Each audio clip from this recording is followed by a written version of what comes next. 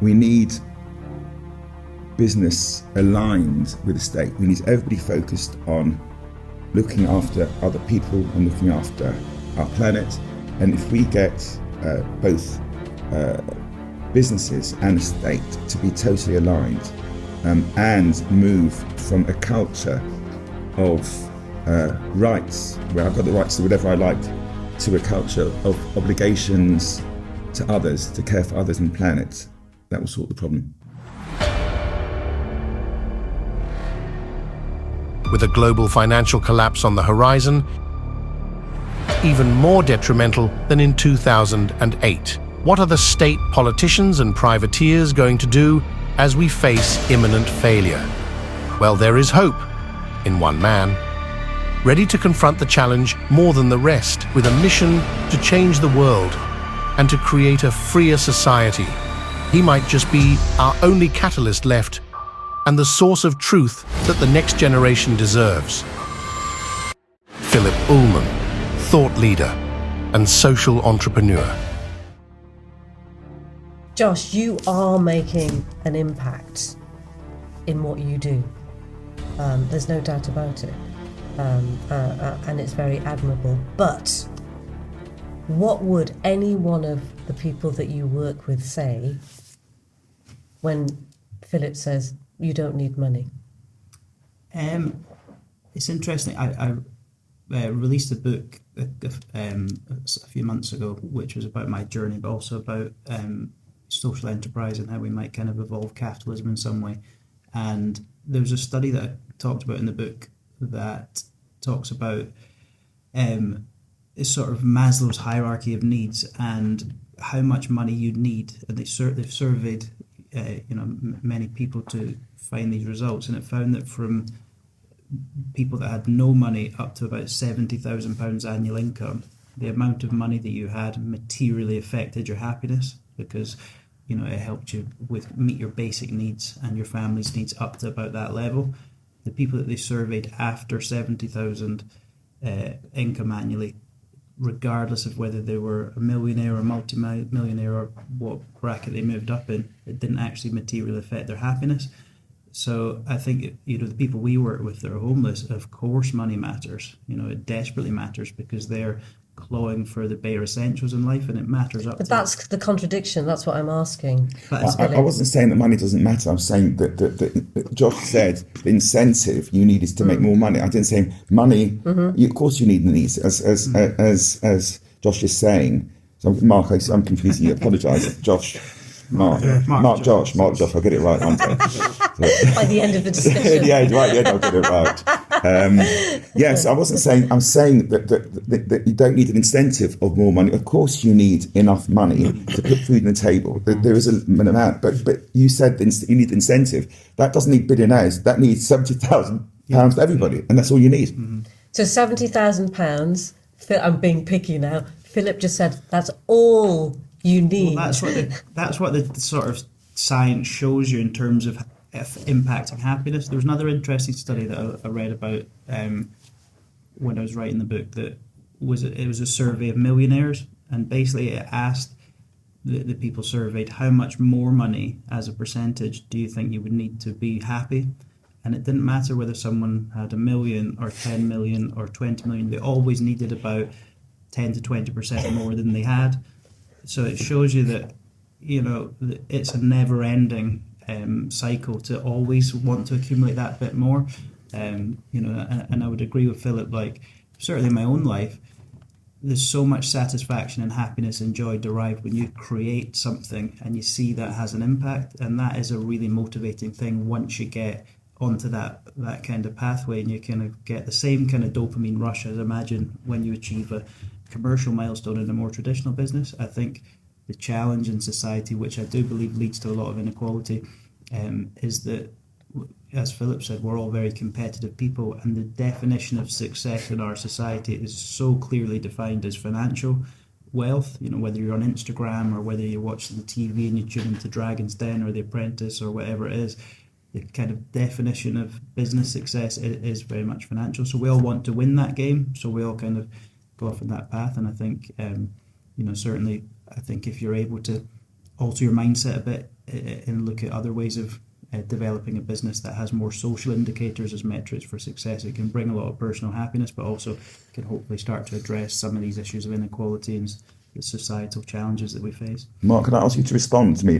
We had this discussion between us yesterday. You put forward the argument that you need motivation, therefore you need more money to motivate people, otherwise people won't actually get out of bed in the morning. Mm-hmm. Do you understand what the argument I'm putting? There are other things that drive people. Yes, 100%. And I don't want anyone to misunderstand my point because I may come across as like money, but that's not it.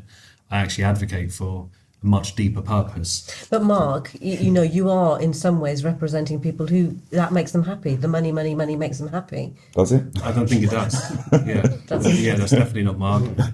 I've not lived my life by that. My actions have not shown that in business either. It's more of I get people, because I work with a lot of people on a one-to-one basis, different cultures all over the world. I get people to tap into what their purpose actually is, what is their why. So for example, behind my why was to take care of my family. We've had some issues in the past. My dad's not very able. My incentive there was not money. It was how do I get us out of a tough situation coming from a council estate and being in the Middle East and lots of different things. How can I put my family in the best situation possible? So when I'm putting my points across, yes, I agree with Josh's point. There is a certain cap in which money doesn't really add any more value. I actually went on the same road, sold all of my supercars because I realised that it's just very, very mundane. You don't get any extra joy. I would find more joy in something simple like a new coffee machine. Like you start to realise that these things Is that are just because very you've had the supercar? I think it is because I know You've already had the supercar and now you don't want it. Yes. So I think a lot of people do have to get in that situation where it's easy for me to say, look, I've had it, it's gone, you don't need it. And then on the other side, people's desires are, Victor's I don't have that. Victor's rolling his eyes there. No, sorry. You want the supercar. I've never had a supercar. Nor me. I've never had a supercar. I want the Nadira, supercar. You're right. I wanted a Lexus. No, I wanted a Lexus, and I wanted it.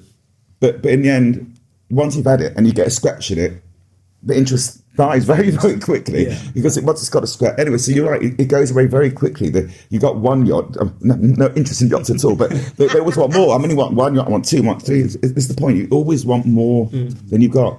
I mean, I think it's so fascinating because what you mentioned about Abraham Maslow's hierarchy of needs, I've actually done a lot of research into that as well. And I think this is what we're talking about. As individuals, on a basic level, we want our needs met. And that starts with food, security, warmth.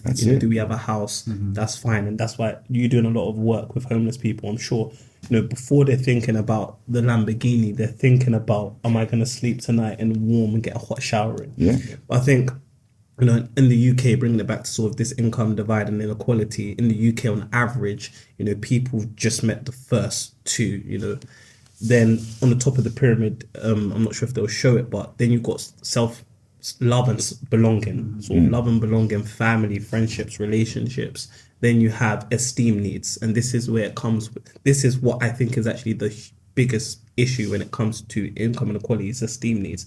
How do you sort of make yourself feel like this person who is honored, or how do you show that you're of wealth, you're of worth, you're of credibility? That comes through, income for the majority of people, because it can allow you to purchase things that can signal these esteem needs. Then on top, you've got the self-actualization, desire to be someone, like your purpose, which everybody's going for. So I think when I think about that pyramid, I think about where I'm at, is sort of, I've got my basic needs covered, but there's this self-actualization piece. Like, I want to be somebody. That's why I'm studying. That's why I'm going to the next level. That's why I'm working hard.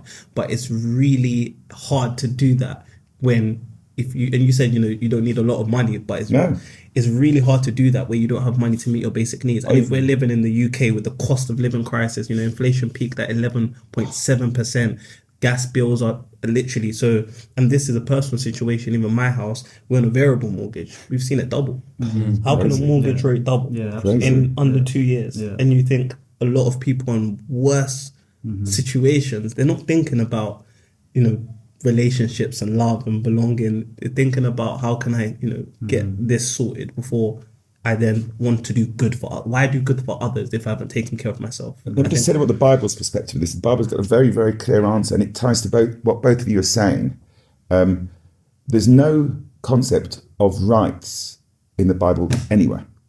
It's all about obligations. So what you're saying, both of you are saying, is there are needs. Everybody has needs, yeah? The needs, a home, family, food, a meaningful job.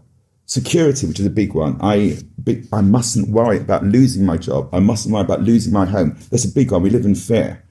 But what the Bible says is your obligation is to ensure that everybody's needs are met.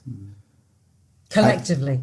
No, you start with, yes, it's about an obligation. It's not right. So we live in a society where I have the rights to do whatever I want. I can make as much money as I want. I don't need to care about anybody. It's my right. I've got the freedom of choice. I can spend the money on yachts. No, that's the Bible says that's not the way to do it. You have to move to a system of needs where we all have obligations to ensure that everybody's needs are met. And that's the concept. And therefore, the point you're making is once you get to a certain level, you don't need any more money, but the system doesn't stop it. Mm-hmm. The system just allows you to continue to accumulate.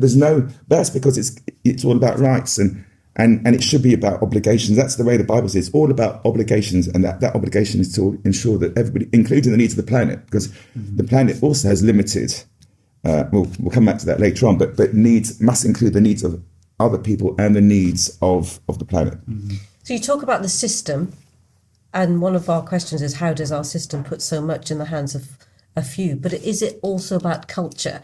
And I don't know if any of you have experienced this, but I've been to countries that are not wealthy, many countries that are not wealthy, yet I feel on the surface that some of those countries you see very, very poor people who will give you their last grain of rice through being hospitable and kind and caring. Is it just the systems that is to blame, or is it the system and our culture here in the UK?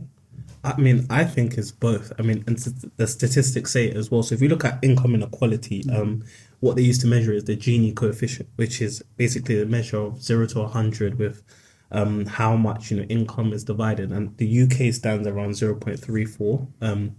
Excluding housing costs. But there's an interesting chart that shows if you look at Europe, most countries, if you look at gross income, the Gini coefficient is around 50%, like halfway. But after you've redistributed income and factor in taxes, UK, on a lesser extent does that compared to European countries like Finland, Belgium, Austria. And I think it's because, again, going back to the culture we have in the UK of you need incentives. You need to incentivize entrepreneurs, business owners in order to make money. If we keep on giving benefits out, people, there will come to a point like if everybody shared the same salary, there's no incentives to go and make more. And I think to your point of you've probably been to countries where you think, wow, there's people with less income. They might even be defined as poor, but they're much more happier. I've heard this saying like, a poor person doesn't know they're poor until you tell them. Well, even worse in our generation with social media, until you show them. So if I in a community with everybody who is similar like me, I might not know anything is wrong.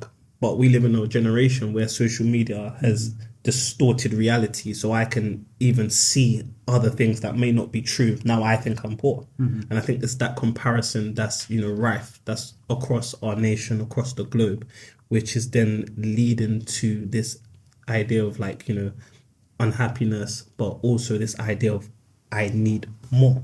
I need more income. And I think part of it is also the fact that sometimes the reality is the truth that we get to see, there are people who have a lot and it might not be fair. For example, the oil companies, they're making insane amount of profits from the energy price rise with the tensions across the world. But, social media, people publish on it, it's given us the knowledge to let us know, wow, that's actually happening, the billions. And, are they paying taxes or are they avoiding it because they have the money to, make sure they keep most of that money? As I said at the beginning, we need business aligned with the state. We need everybody focused on looking after other people and looking after our planet. And if we get both businesses and the state to be totally aligned and move from a culture of rights, where I've got the right to do whatever I like, to a culture of obligations to others, to care for others and planet, that will sort the problem. Supercar Mark. Not anymore, just a smart car. So I think that my philosophy is the hybrid model, right? I think you should still have things in place, because the thing is with entrepreneurs, of working with a lot of them as well, what's another possible solution? Tax more of the rich, right? As in increase those taxes, for example. They just go elsewhere, they will just go offshore, they will just find more creative ways. So it will actually push them away. So is there other incentives that we can put in place to actually spread that across and help people? So my hybrid method is actually just to create, because it starts with awareness. If you just have everyone focused on greed, of course that loop will continue. But if you can create more conscious leaders to do things to give back, I think that's my best approach from what I've seen in my experience. I think that I really believe in the power of entrepreneurship. I believe that entrepreneurs are the kind of dynamic change makers in society more often than not. And if you look at some of the business innovations, technological innovations, the world changes pretty quickly when kind of entrepreneurship aligns with financial resources. So I suppose my kind of key solution would be to just try and foster a culture where a slightly greater proportion of entrepreneurs became social entrepreneurs. In my book I talk about an aspiration where it would be about a 1 in 5 ratio. So things wouldn't need to change too radically. For every 4 entrepreneurs that had the more traditional profit maximizing motive, if we had one socially focused entrepreneur that really set their sights on a particular social challenge, really set their sights on helping the most vulnerable people in society, then we could start to make really big inroads in these issues. Because I think the pace of change that entrepreneurship can create can vastly outstrip what the state can achieve. And so I think it's about, as Philip said, looking at redefining success effectively, at least for a higher proportion of people, and encouraging more people to create business models to tackle some of the social challenges that we face. Yeah, and I think I have 2 words, and that's education and assets. I didn't touch much on the education piece, but I do believe there's actually a lack of education when it comes to financial literacy, when it comes to closing the wealth and income divide. I think more people should be educated on these things, taxes, investments, equity, pensions. And then I think, again, it's looking at the assets. I think, how can we redistribute assets across individuals in the UK in a fair way? Or entrepreneurship, how could we encourage more entrepreneurship, but also focusing on making sure that these entrepreneurs have equity in what their hard sweat and blood and tears have been put into, and allowing them to also be rewarded with that.